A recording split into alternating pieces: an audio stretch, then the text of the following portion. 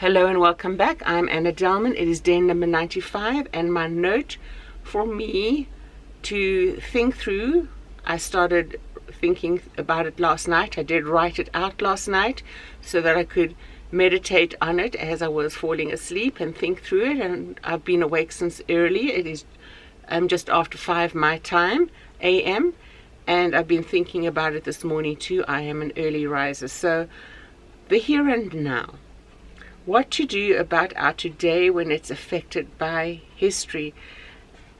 Sometimes life has had so many complications in the past, and going back all the way to one's childhood, no one in the world has a perfect parent. No one in the world has a perfect teacher. Sometimes without, and if you, in your adult years, you would know sometimes you say something and you don't intend for it to be heard as a negative, but once words are out there and an adult will say something to you as a child which wounds you and affects you greatly.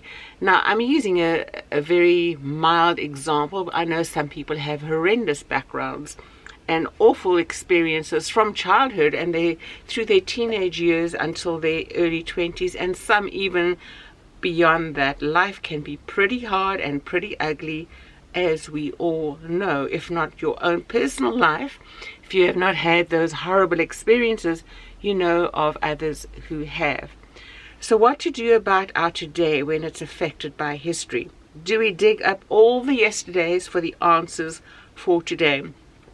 Sometimes yes, and then again sometimes no. It depends on where you are in your journey of working through all these things.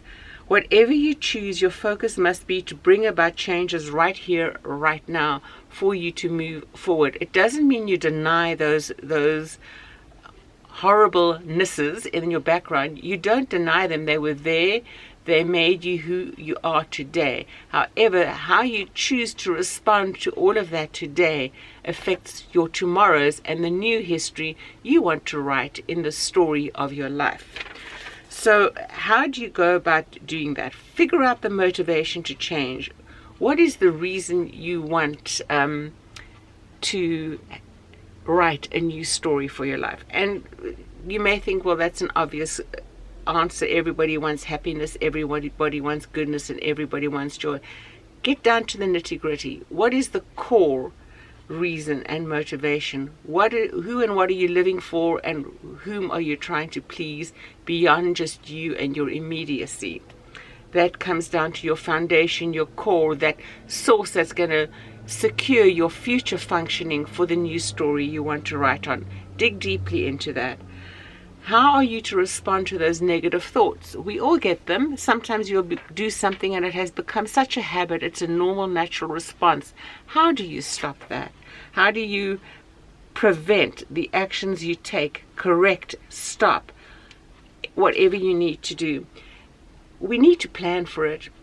You need to plan for your immediate moment so that the story you are writing can be different. If the past, if the past is too complicated and you want urgent change, go after what can be seen and heard in your heart, in your soul, to allow change to begin. And that's where it starts, friends. That's where the stopping action needs to begin. You need to come up with something. I have these cards, index cards, 3x5 in a little, whatever, smaller versions.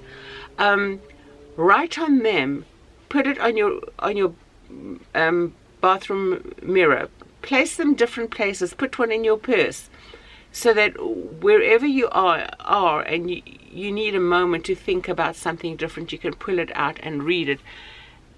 And more than that, put it in places where your eye cannot not catch it, to remind you that that's what your first thought needs to be during the day.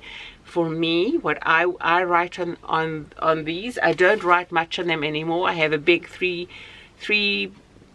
foot by 4 foot whiteboard that I write on with erasable markers. I write on my refrigerator door. You just wipe it off after a period of time and you write a new one for the next stage of your journey. I put it as a screen on my laptop. All kinds of things you can do to prompt you to begin to have new thoughts, new responses. So when that memory or when that new habit, or not new habit, when that memory or when that old habit starts rearing its ugly head, you need to have that first thought that has been put in place to cover it and shield it. And you keep doing that until you are strong enough and strengthened enough that you are functioning well. And then you can go back and take a look at those negatives which caused your life not to function as well as you want. Call it what it is. Say what it is. And then cover it with the newness you want to structure into your life. And keep going.